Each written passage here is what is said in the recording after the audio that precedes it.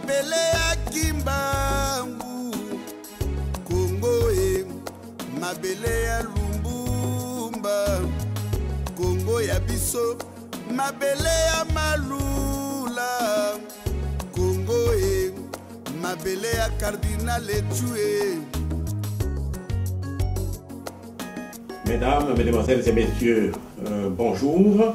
Vous êtes les bienvenus sur le réseau de la diaspora émettant de Toronto en Amérique du Nord.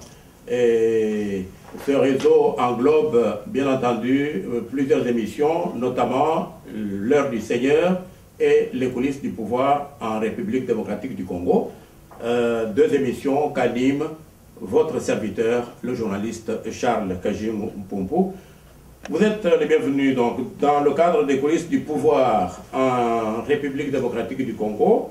Le torchon brûle en ce moment au sein d'un des partis en République démocratique du Congo, je vous l'ai dit.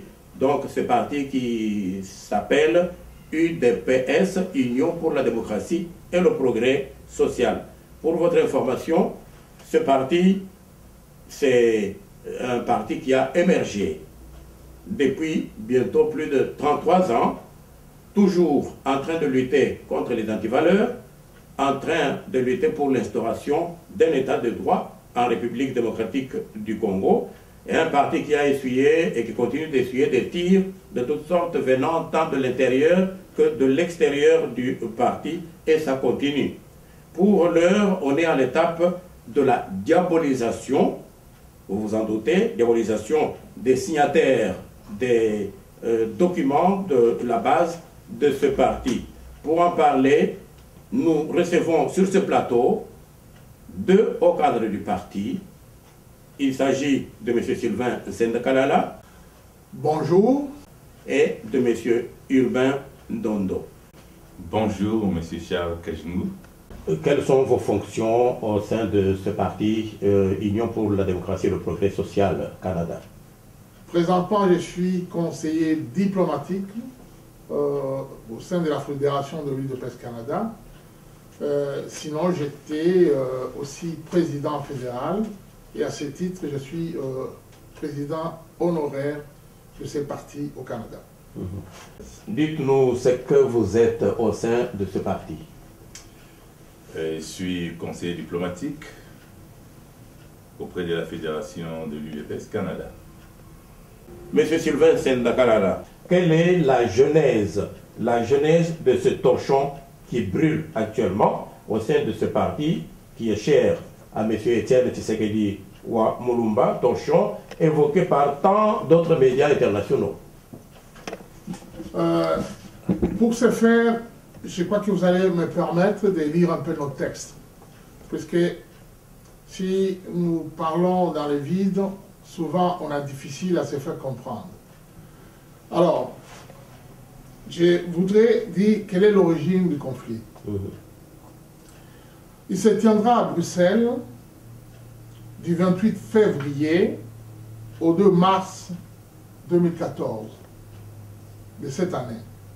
Une conférence des représentants de l'UDPS, initiée par le secrétaire national aux relations extérieures, dans la personne de Félix Étienne Tshisekedi. Félix Tshilombo Tshisekedi. Il a été mandaté, je crois. Oui, à la demande de représentants, et le besoin se fait sentir, puisqu'après les élections, on ne s'était jamais réunis, il fallait redynamiser le parti. Tout à fait, vous lisez le texte. Alors, cette conférence avait pour objectif de faire le point sur l'état des partis post-électoral, ainsi que de perspectives d'avenir. Plusieurs recommandations ont été faites au sujet des stratégies de mobilisation, des reconquêtes de l'impérium, les solutions pour le bon fonctionnement des structures du parti, les stratégies de communication, organisation de finances, etc. etc. Ces propositions devaient être présentées au président du parti et soumises au Congrès pour discussion, probablement une adoption et mise en œuvre.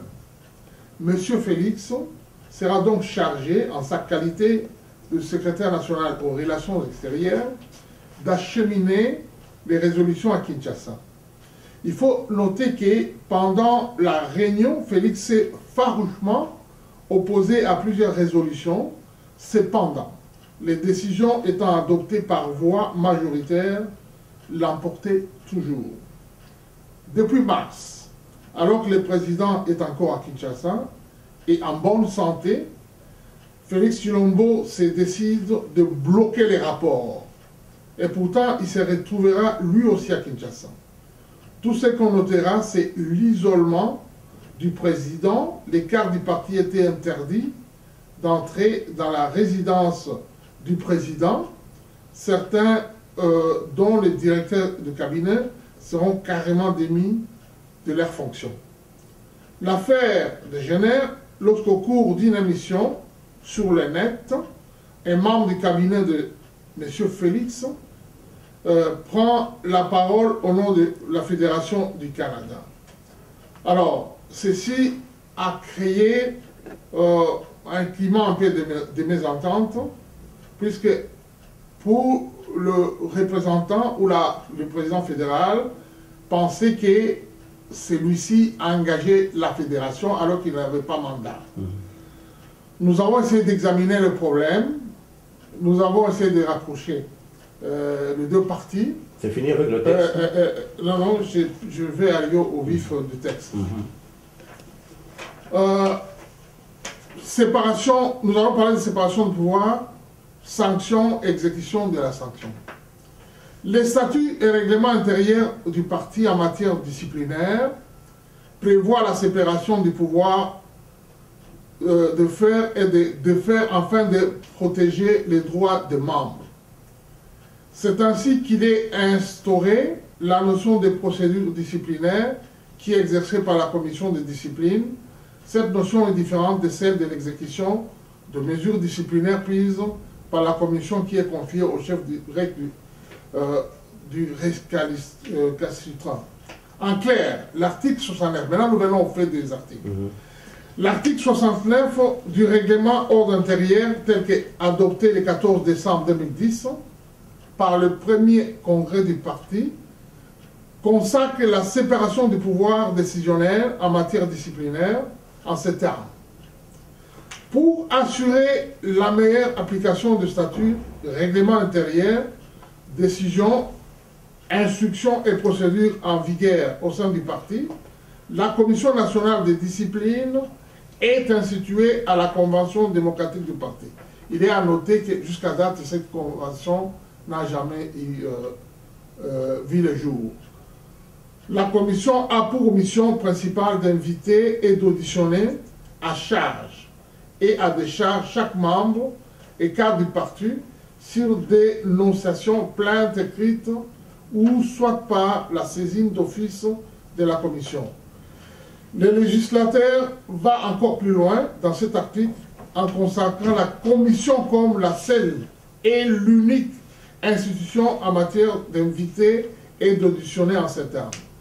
La Commission nationale connaît en première et dernier ressort tout manquement grave conformément à l'article 68 du présent règlement intérieur. Et parmi ces manquements graves cités dans l'article 68, on lit au point 3 la suspension pour une durée ne dépassant pas 3 mois. Il faut remarquer une chose. Les législateurs ici ne parlent pas de l'exercice de la sanction, mais plutôt de l'établissement ou non des faits commis par le présumé fautif en vue qu'une sanction lui soit appliquée ou non. Le secrétaire national des relations extérieures de l'UDPS n'a donc aucun pouvoir de sanctionner le représentant, qui puis est le délai appliqué à sa sanction illégitime tombe dans les coups de l'article 68.3 réservé exclusivement à la commission disciplinaire comme premier et dernier ressort. Le seul rôle que pourrait jouer le secrétaire national aux relations extérieures est d'exercer la sanction. En effet, le deuxième alinéa de l'article 69, vu si haut, stipule que le pouvoir disciplinaire est exercé à chaque échelon par l'organe dont le membre incriminé fait partie. Pour mieux marquer la séparation du pouvoir, en cette matière, les règlements intérieurs poursuivent, dans l'article 71, les bureaux de l'organe dont dépend le membre incriminé charge la commission de discipline prévue à l'article 69 ci-dessus, évoqué de l'instruction de ces cas, la commission siège, toute affaire cessante. Et pour boucler et consacrer cette séparation, les règlements d'ordre intérieur dans l'article 72 concluent en ces mots. Le bureau de chaque organe concerné exécute les décisions de la commission de discipline. Alors, donc ce texte-là a force de loi. Ce texte-là a force de loi. Et vous avez été signataire de ce texte. Oh, oui, c'est le texte qui était issu du premier congrès de l'UDPS. Et vous pensez que les signataires ont été diabolisés pour quelle raison, pour quel motif? En bref. Ici, les signataires, s'ils sont diabolisés, puisque si j'ai donné la genèse, j'ai voulu expliquer le problème que Félix a eu avec Kiringa, d'abord, ici au Canada. Puisque ça, c'était le point de départ. C'est à partir de ce moment qu'il a commencé à poser des actes. Oui. Quand il a posé cet acte, il a observé pour voir est-ce qu'il y a une réaction, est-ce que les gens acceptent. Si les gens ne réagissent pas, il est allé un peu plus loin. Il a continué à multiplier d'autres bavures. C'est ainsi qu'on a fait un constat qu'il y a des déviations. Si on laisse faire, le parti ne va plus se retrouver. Ça ne sera plus le parti qu'on a toujours connu, dont le texte faisait force. Alors il fallait tout faire pour éradiquer le mal. Exact. S'il y a réellement des problèmes, M. Sylvain, des problèmes au sein du parti, pourquoi ne pas trouver une thérapeutique de choc en interne? Oui, c'est vrai que le linge sale, c'est là en famille, mais il faudrait aussi que dans la famille, que les gens soient disposés pour pouvoir se réunir autour d'une table. Mais nous avons des signaux qui, malheureusement, ne semblent pas, du moins jusqu'à date, encourager cela. Quand le problème s'est posé, d'abord le tout premier problème qui est parti du Canada, il y a eu des démarches en famille, comme on dit en coulisses. On a essayé de contacter le secrétaire général du parti, qui a la gestion au quotidien du parti. Mavungu. Oui. Il y a aussi, on a fait aussi certaines démarches pour contacter le secrétaire national en relations extérieures. Il y a certains amis dans le parti qui ont essayé de parler avec lui pour essayer de trouver un terrain d'attente. Oui. Mais apparemment, le jeu était fait puisque l'objectif était ailleurs. Il fallait qu'il pousse plus loin pour mieux se positionner, certainement, afin de pouvoir contrôler le parti.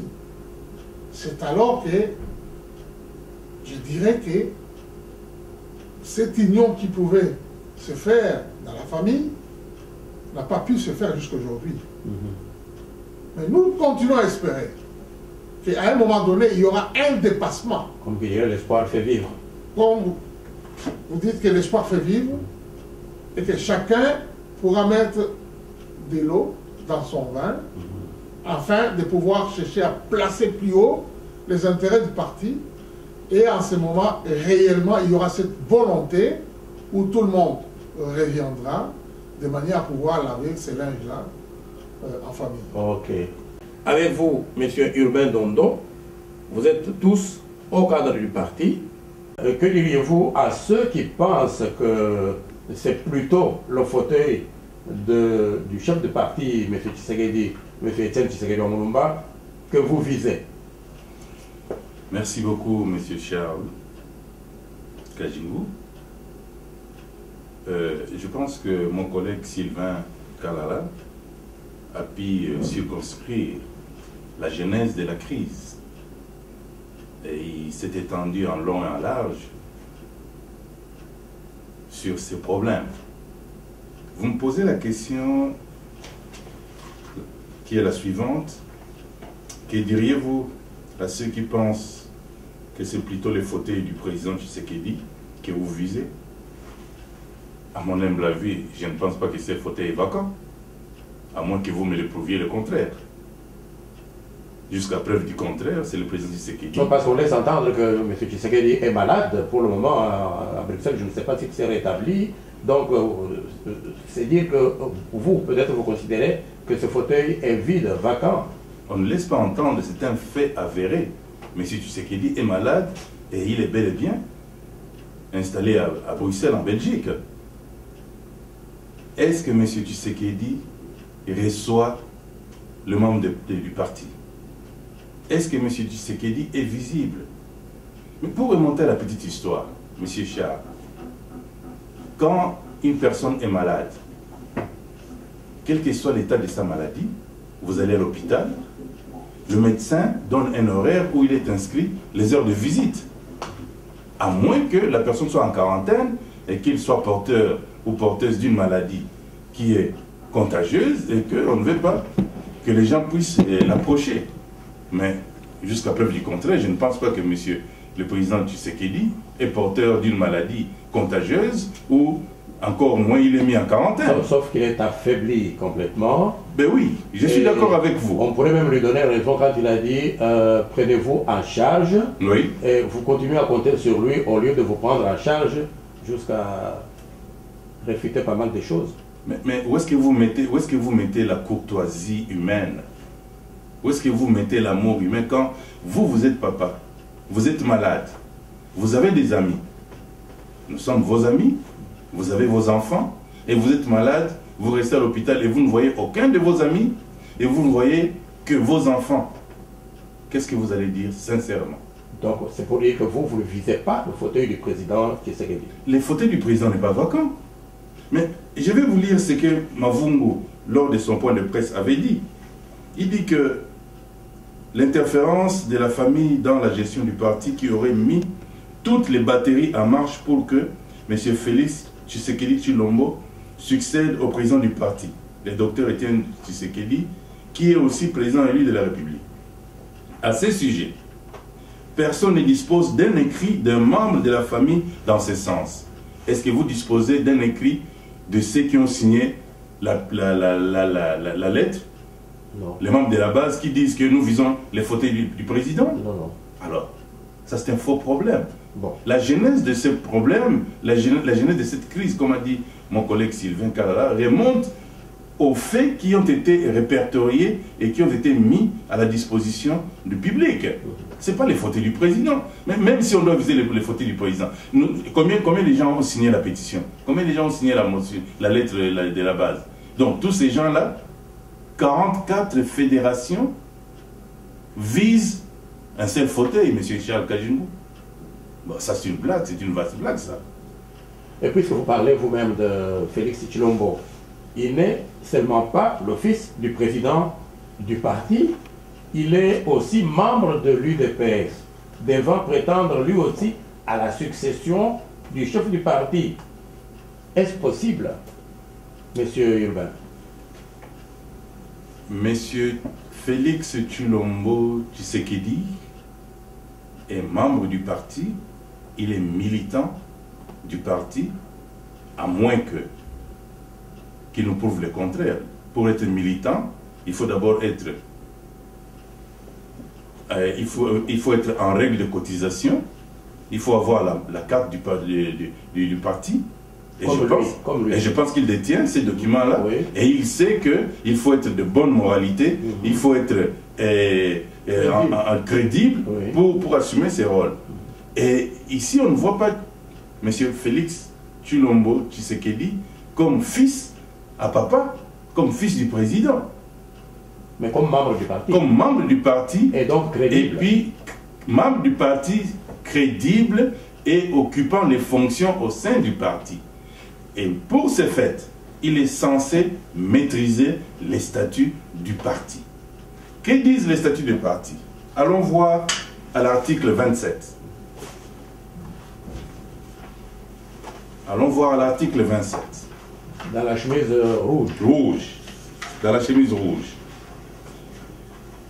Dans la chemise rouge. Article 27. Oui. Il stipule quoi?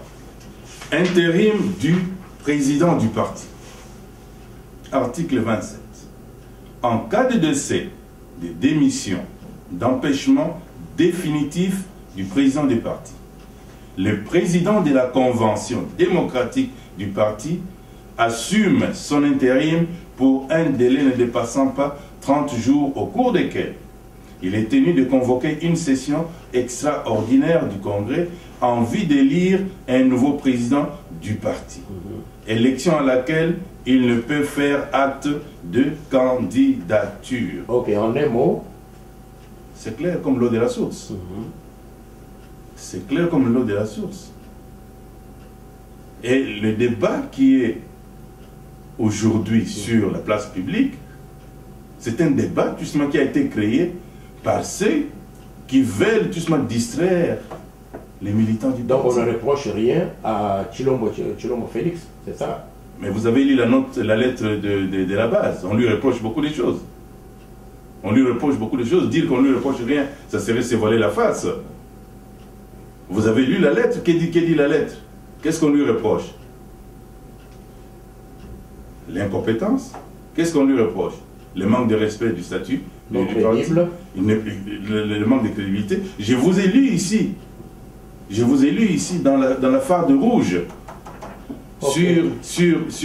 Sur l'accord qui a été signé par l'UDPS et les autres, pardon, on nous a dit qu'on est floué par Caméré, et cet accord a été signé par Mavungu, et ils sont partis avec qui? Monsieur Sylvain, pensez-vous atteindre vos objectifs que vous vous êtes assignés? Oui, nous pensons... toujours dans la lutte contre les antivaleurs. Dans la lutte contre les antivaleurs, il faut d'abord le parti se retrouve ses racines. Alors, quand nous allons retrouver nos racines, alors vous pensez les retrouver à quel moment, les racines? Nous devons, cet orage que nous connaissons, que nous traversons, à l'heure qu'il est, nous devons parvenir sincèrement à maîtriser ça et à pouvoir maintenant faire des projections. Pour maîtriser ça, sincèrement, il faut qu'il y ait un dépassement, qu'on puisse revenir aux valeurs de l'UDPS. C'est ces valeurs-là, puisque vous l'avez dit au début de l'émission, qui ont été mises sous place pour lutter contre les antivaleurs. Mais si à l'heure qu'il est, nous commençons à fonctionner par ces modes d'antivaleurs, alors en ce moment-là, nous sommes très loin du compte. Mais nous sommes conscients et nous espérons que nous allons effectivement revenir à nous-mêmes. Alors en ce moment-là, l'UDPS retrouvera certaines structures qui devaient être mises en place depuis, disons, le congrès de décembre 2010. Comme vous savez, on devait mettre sur pied la convention démocratique. Ce n'est rien d'autre que l'assemblée de l'UDPS. C'est cette assemblée qui devait mettre aussi sur place certaines commissions, telles que la commission permanente des élections et la commission permanente des disciplines. Et que c'est à cette commission-là qu'on devait s'adresser chaque fois qu'il y a des problèmes comme nous constatons maintenant. Maintenant, pendant l'absence de cela, on est en train d'aller chercher une commission de discipline ad hoc qui avait assisté quand il y a eu, le président avait mis sur pied, quand il y a eu le problème de l'ancien secrétaire général Chaban. En principe, disons, cette commission devait rendre l'âme à l'issue de ce problème. Mais il est incroyable que maintenant on commence à utiliser. Donc ça, ce sont des antivaleurs qui sont certainement. Alors nous pensons que quand nous allons revenir à nous, nous allons vraiment respecter nos valeurs et nos textes. En ce moment-là, on peut projeter pour l'avenir, on peut réellement aller vers un état de droit que nous allons mettre sous pied et qui concernera tout le monde. Où on ne va pas dire que c'est le fils à papa, c'est le fils à tel qui vient, qui doit avoir primauté, rien que par le fait d'une manière naturelle, hein, qui s'est trouvé dans une position d'autre. Donc vous êtes optimiste, M. Sylvain, vous pensez atteindre les objectifs que vous vous êtes assignés? Bien sûr. quelle serait votre réaction au cas où les résultats tant attendus ne sont pas ou ne pourraient pas être au rendez-vous? Merci, Monsieur Charles Kajingou. Je tiens à vous dire que nous venons de déclencher un sonnet d'alarme. Et il est de notre devoir, en tant que militants de ces partis, de pouvoir dénoncer, comme vient de le dire mon collègue Sylvain, les anti-valeurs. Parce que si nous ne le faisons pas, eh bien, l'UDPS va à la dérive et à sa disparition. Et je vais vous lire ce que, quand j'ai dit qu'Améré a attiré l'UDPS dans un piège, je vais vous lire ce que les analystes, qui ne sont pas de l'UDPS, qui sont des personnalités politiques neutres, ont dit. Des analystes se sont à ce stade posé la question de savoir pourquoi l'UDPS se rallie avec tous ces partis dont la majorité sont du reste d'obédience camériste, alors que d'habitude les partis tshisekidistes abordent les alliances. Je ne sais pas qu'est-ce que l'UDPS gagne dans ces alliances-là. Je vais vous dire quelque chose que Kamere a dit. Kamere a dit ceci dans l'une de ses interventions. Je ne veux pas me disputer la paternité de l'opposition. Je donne l'opposition à qui veut la garder éternellement. Mon ambition est de devenir président de la République. Il dit encore, mon ambition n'est pas de demeurer opposant pendant 30 ans. L'UDPS a déjà combien d'années, monsieur Charles? 33 ans. Alors vous sentez À qui ça? à qui il s'adresse? Est-ce que vous comprenez ça? Et aujourd'hui, Félix et Bruno Mavungu vont signer des alliances avec qui? Avec la personne qui a brûlé la politesse au président aux États-Unis, qui a brûlé la politesse au président en Europe Et au Canada. et au Canada. Et aujourd'hui, ces deux compères vont s'attacher à qui? À Kamere. Kamere est là maintenant. Est-ce qu'il est candidat de l'UDPS ou il joue son propre jeu? Vous pouvez me répondre, monsieur Charles? On vous écoute. Kamere n'est pas pour l'UDPS. Si Kamere était pour l'UDPS, souvenez-vous lors des élections, il est venu avec une théorie loufoque du triangle nucléaire. Il est venu avec une théorie à dormir debout, de l'encerclement. Et le triangle nucléaire a été d'ailleurs combattu farouchement par notre collègue Dr Mpouila, qui a dit, mais Tshisekedi n'est pas un tribaliste. Faire ce triangle nucléaire ou l'encerclement veut dire que l'UDPS n'est qu'un parti du Kassaïen, alors que l'UDPS est un patrimoine national, une partie nationale. Vous sentez de qui Kamere est en train de jouer. Et je ne vous ai pas lu, j'ai la copie de son livre ici, Pourquoi j'ai choisi Kabila, oui. Où, je m'excuse monsieur Charles, laissez-moi terminer, où Kamere compare Kabila à Jésus. Et lui, il se compare à Saint-Pierre. Et vous comprenez quand il vous dit que j'ai fait le mea culpa pour regretter ce que j'avais écrit sur Kabila, c'est faux. Quand Pierre a renié Jésus pour lors de quoi ça, de la prétoire, qu'est-ce qui est arrivé à la fin? Je m'excuse. Qu'est-ce qui est arrivé à la fin? Ce n'est pas le même Pierre qui est aujourd'hui l'apôtre sur lequel Jésus avait dit, sur toi je construirai mon église. Et Kamere prend la même comparaison dans son livre qu'il a écrit, Pourquoi j'ai choisi Kabila. Vous pensez, vous, que vraiment Kamere va abandonner, va se démarquer de Kabila? J'ai bien peur. Kamere, quand il est parti du PPRD, il était secrétaire général. Il a dit que Kabila avait signé des accords avec des Rwandais pour que l'armée rwandaise vienne opérer sur le territoire national. Kamere était président du Parlement. Or, la Constitution lui donne la latitude de pouvoir démettre le président de la République pour haute trahison. Kamere ne l'a jamais fait. Il n'a jamais condamné pour ça. Bien au contraire, qu'est-ce qu'il a fait? Il a créé son parti politique. Et d'ailleurs, il a dit que même dans les partis politiques, il y a une question qui a été posée par les journalistes. Pourquoi vous ne figurez pas comme fondateur? Il dit, je ne pouvais pas écrire mon nom parce que si mon nom était sur la liste passée au ministère de l'Intérieur, on n'allait pas avaliser ces partis politiques. Ce qui est faux et archi faux. Oui. Il est venu dans notre camp là-bas pour un but bien précis. Et si nous ne dénonçons pas ça aujourd'hui, ça sera trop tard demain. Ok. Concrètement, M. Urbain Dondo, en un mot, concrètement. Je reviens à vous, M. Urbain. Quelle serait votre réaction si les résultats tant attendus par vous ne sont pas au rendez-vous? Quelle serait votre réaction, en un mot, votre réaction?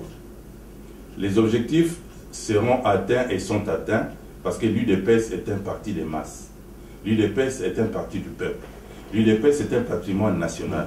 Vous remarquerez que tout le monde qui a posé sa signature sur les documents en question n'appartient pas à une seule région. Parce que l'uniformité n'est pas nationale. L'uniformité, c'est toute la masse, comme l'ont dit les 13 parlementaires. C'est ça l'uniformité, c'est toute la masse. C'est avec les querelles, avec le point de vue contraire. Nous ne sommes pas dans une église où on accepte la parole d'évangile comme la parole de foi pour les partis. Non, nous ne sommes pas ici. Nous défendons quoi? Nous défendons les textes juridiques. Nous défendons les statuts. Notre ami a lu les règlements d'ordre intérieur. Parce que vous êtes pour un état de droit. Parce que nous sommes pour un état de droit. Okay. Mais nos amis maintenant, j'aimerais vous poser la question. Nos amis qui ont été signatures de motion. Et laissez-moi vous dire une chose, ça me fait rire. Parce que sur cette liste-là, il y a des gens qui sont les directeurs des cabinets de députés qui sont au Parlement de Kabila et qui ont signé sur la liste de l'UDPS. Ils sont encore en fonction maintenant? Ils sont en fonction maintenant. Okay. Ils sont sur cette liste-là de la motion. Eh bien, je vais vous dire une chose. Mais c'est quand même regrettable. Nous basons sur les règlements d'ordre intérieur, sur les statuts de l'UDPS.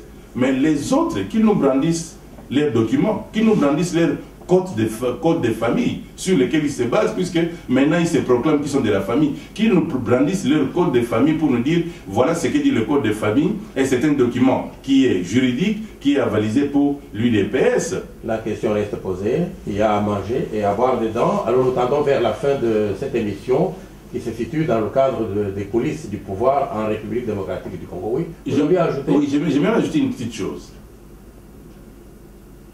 C'est un sujet qui est très intéressant et, comme j'ai dit au départ, nous ne sommes pas venus ici pour les satires et encore pour en faire un procès.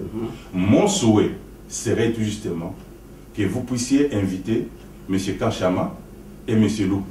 Edi Lukuna, qui sont les directeurs de cabinet et les spécialistes chargés de la communication de Félix Tshilombo Tshisekedi, de venir en débattre devant ces petites sur le plateau, afin que nos militants, afin que nous de la base, que nous puissions débattre avec nous, et pour que les gens puissent maintenant voir de quel côté se trouve la vérité. Et comme on dit, les linge sale se lave en famille, et c'est là où on va déboucher sur une réconciliation. J'espère qu'ils vous écoutent, j'espère qu'ils vous entendent.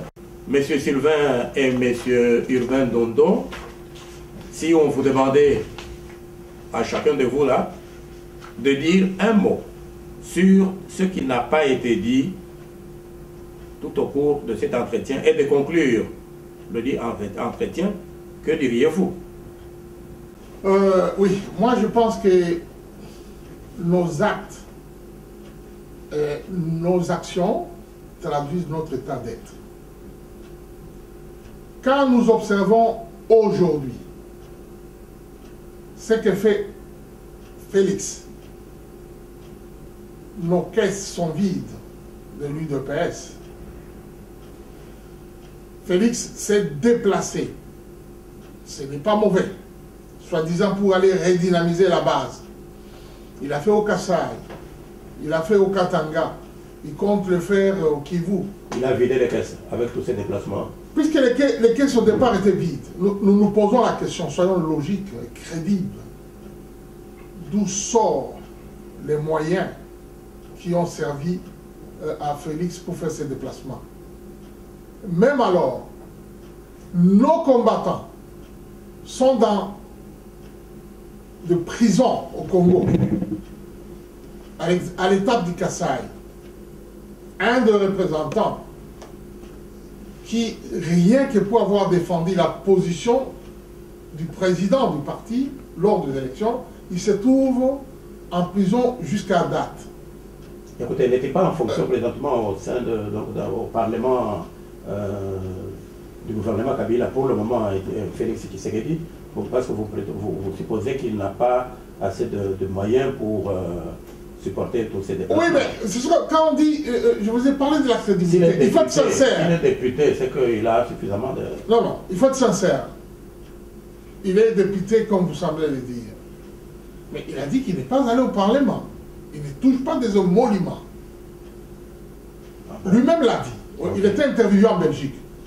Et quelques temps après, quand c'est du PPRD avec qui était au courant de ce qu'il faisait, ont commencé à sortir des documents, là, il a accepté que, oui, il a touché cet argent, il va garder pour aller donner à sa base, qui est en Bujumbura. Je voudrais terminer.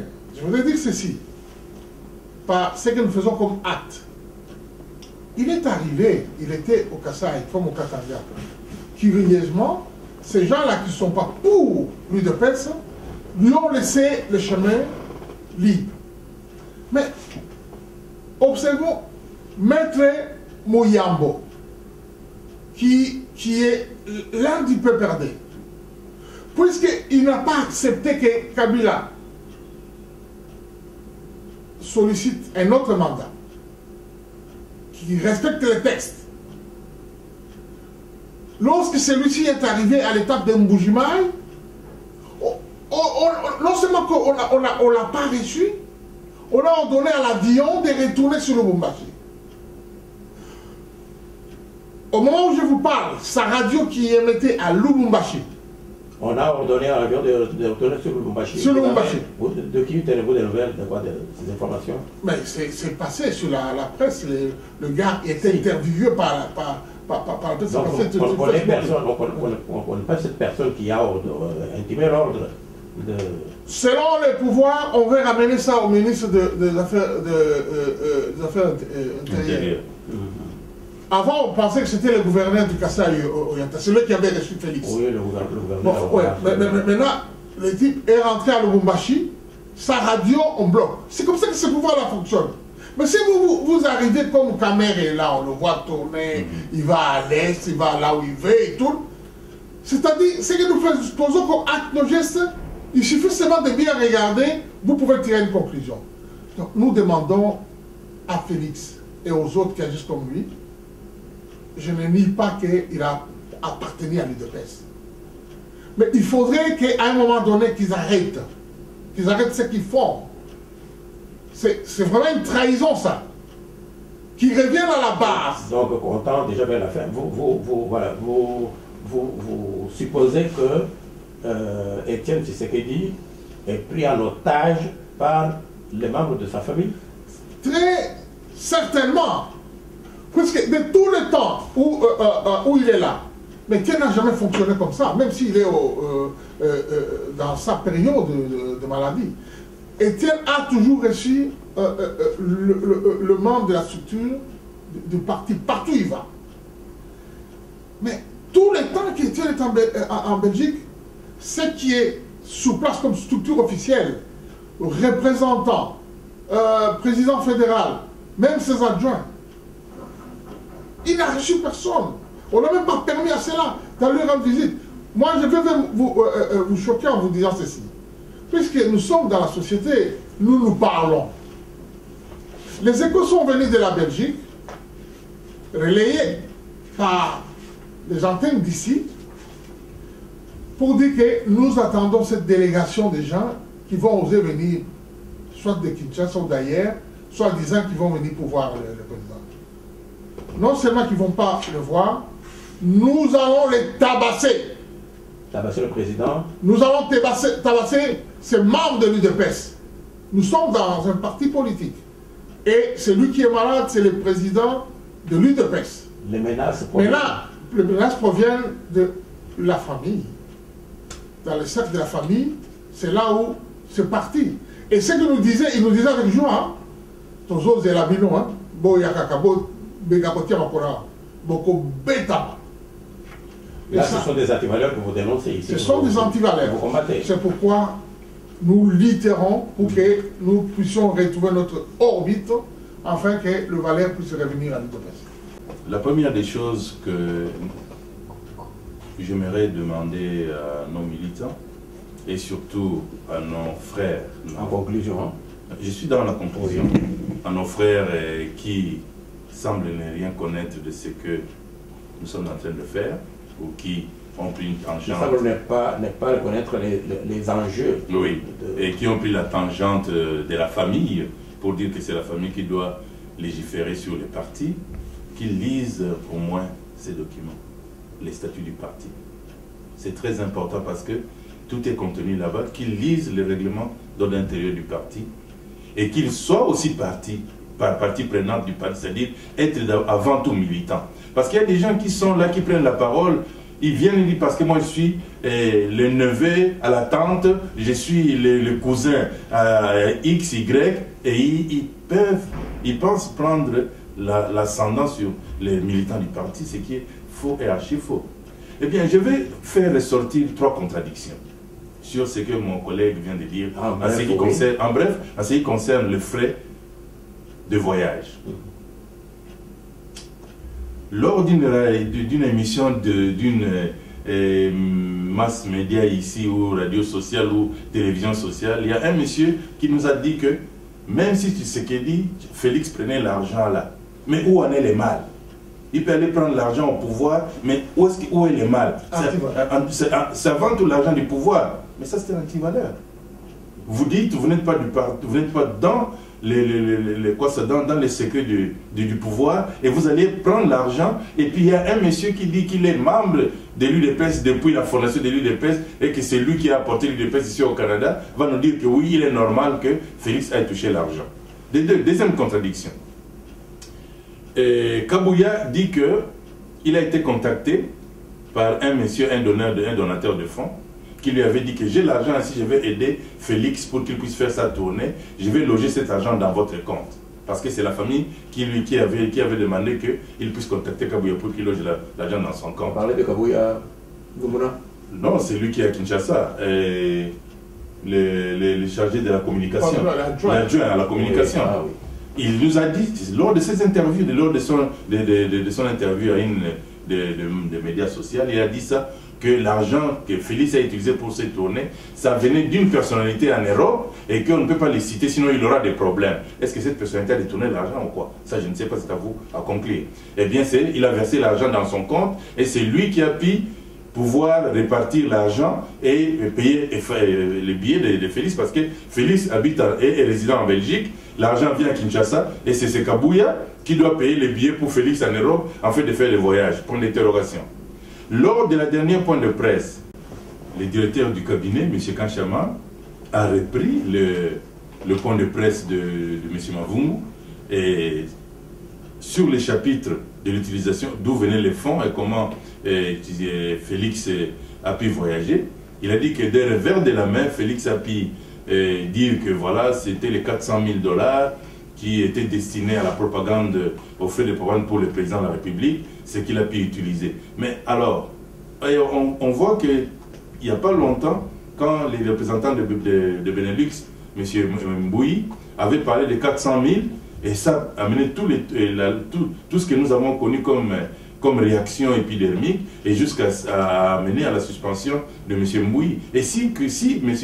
Félix a utilisé l'argent qui était destiné pour la propagande du président lors des élections de 2011. Mais ça, c'est un détournement des fonds. Et comment on a pu garder cet argent jusqu'à date? Alors, vous voyez déjà, il y a le flou qui est entretenu autour de ça. Et puis, pour en terminer, nous avons les statuts, dans les statuts, les dispositions transitoires, qui dit que 3 ans après, les congrès doivent être convoqués. Ces gens ont été nommés en 2010, aujourd'hui nous sommes en 2014.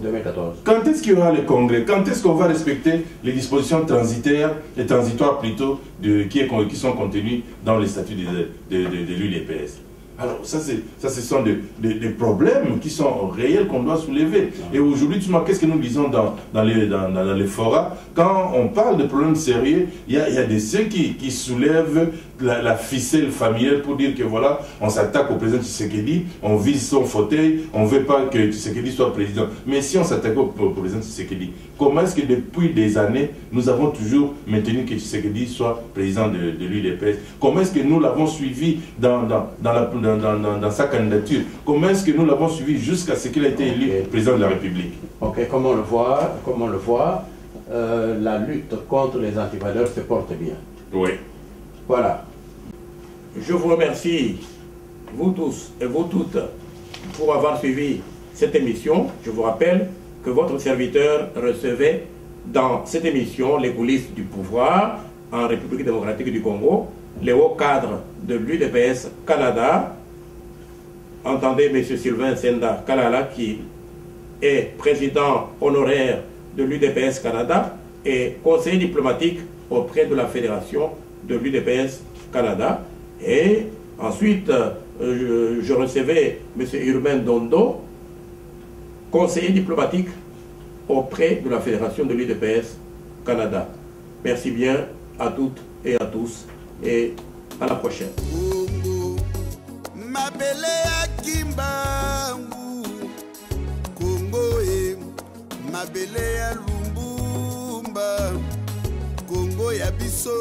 Mabele ya malula Congo mabele ya cardinal tué